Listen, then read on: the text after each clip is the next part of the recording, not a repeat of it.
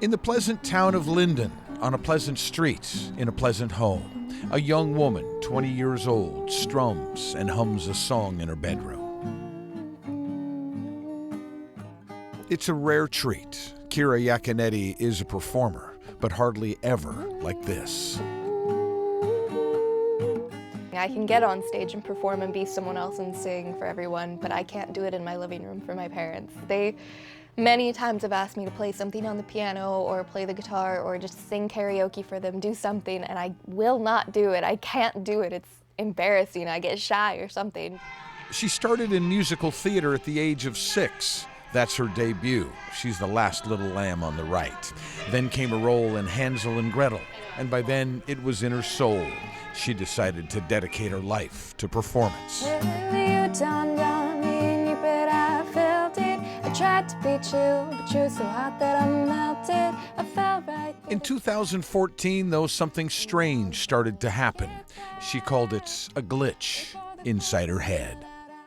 All of a sudden, just everything started to kind of go blurry inside my head. I could still see perfectly fine, but processing it in my head was a difficult issue.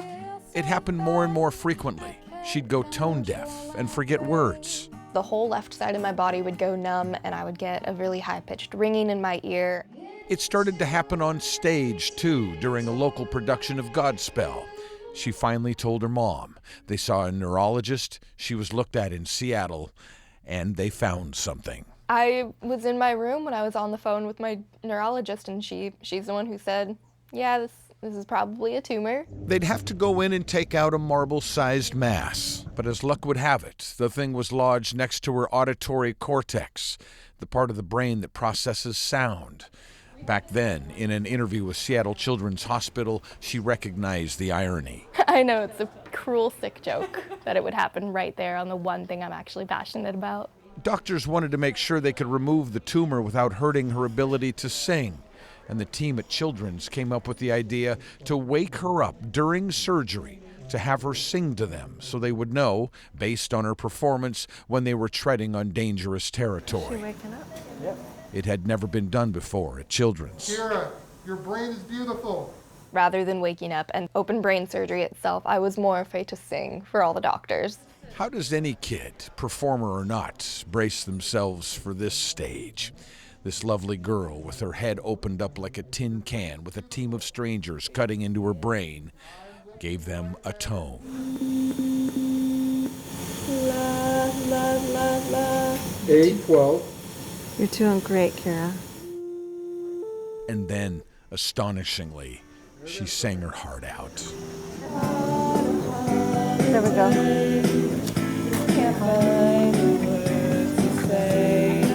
On time in the sun, we'll be playing and having fun, and it makes me feel so fine I can't control my brain. 48 hours later, she sat up in her bed and sang some more, because performers perform. And that song she was humming in her bedroom a year later,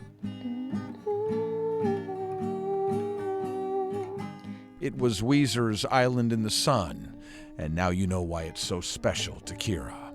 And there is another song that is special to her now, a new one. This is a song about me and my feelings and my life in general, and so to be, like, I really had to be vulnerable while writing this song, and so that was kind of scary. She co-wrote it with composer Matteo Messina, and this past Friday night at a fundraiser for Children's Hospital, she steeled herself to sing her song in front of the biggest crowd she'd ever faced. I've got no backup plan. I've seen this since I was 6. There's so much ahead of me. My clock just slowly ticks. It was as if she was putting the world on notice. That she's ready to leave Lynden and take her shot, have her voice heard. They stood up and roared, and Benaroya Hall was filled with cheers and tears. It was Kira's triumph. How do you feel right now? I feel sweaty. Wonderful as it was, the truth is, it was only the second greatest performance Kira Iaconneti had ever given.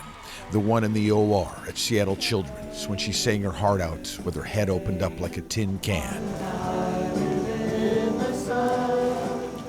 Will never, ever be topped. And it makes me feel so fine. I can't control